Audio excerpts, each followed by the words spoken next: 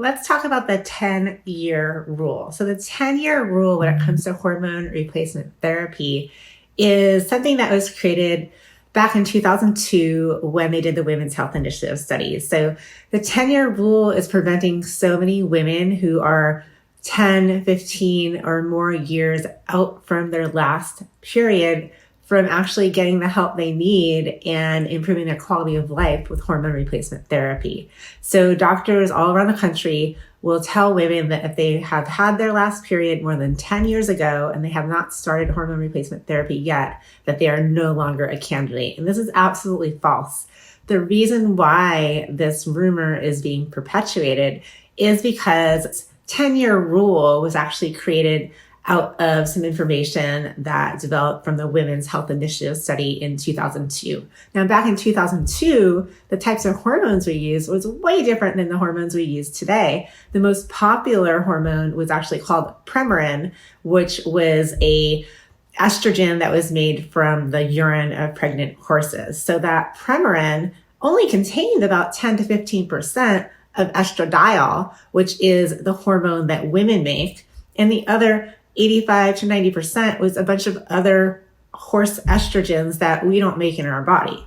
And what happens is when we age, when we have our last period and our estrogen and progesterone plummet, then our body starts deteriorating. And one of the things that happens is we can build up plaques in our arteries. This is estrogen is very protective of our cardiovascular system. So during this time that the women are without their estrogen, this 10 years from the date of their last period ongoing, they are developing these plaques and their arteries and their veins are getting weaker.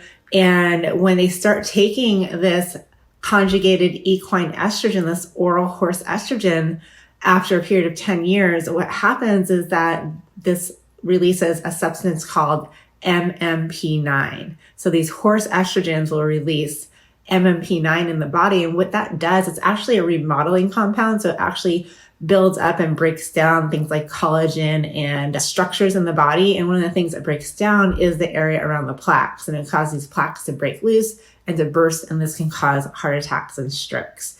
And so women who are more than 10 years past their last period, who have not been on hormone replacement therapy, should not take conjugated equine estrogen, but they absolutely can use bioidentical estradiol and bioidentical estriol in any combination. Those do not increase the MMP9 and those do not increase the risk for heart disease. So hopefully this clears this up.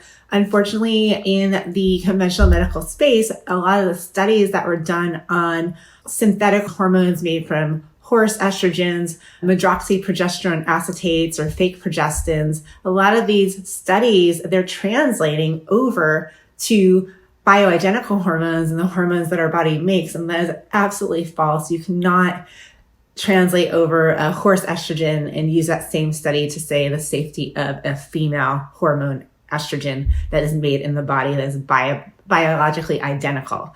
So the moral of the story is that if you are more than 10 years out from your last menstrual cycle and you are 60 years old or 65 years old, taking bioidentical, transdermal bioidentical hormones will not increase your risk of heart disease, will not increase that MMP9 enzyme from being elevated in your body, and will not cause the risk of heart attack and stroke. And in fact, what it will do is increase your quality of life, reduce your risk of all-cause mortality. This is dying for any reason. Improve your bone health, improve your brain health, improve your collagen, your skin, help with hydration, help with mood, help with sleep. The list goes on and on. Basically, what I'm telling you is that bioidentical hormones are completely safe no matter what age you are.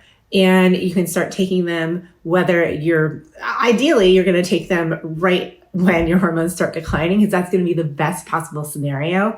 If you don't have any years with depleted estrogen, then you're not even going to build up those plaques in the first place. But if you got the memo late and you have been without your hormones for a period of time, it's absolutely not too late. As long as you're using a dose that's correct for you, you're testing your hormones, you're working with a practitioner who understands you and your hormones, and you're using topical bioidentical hormones.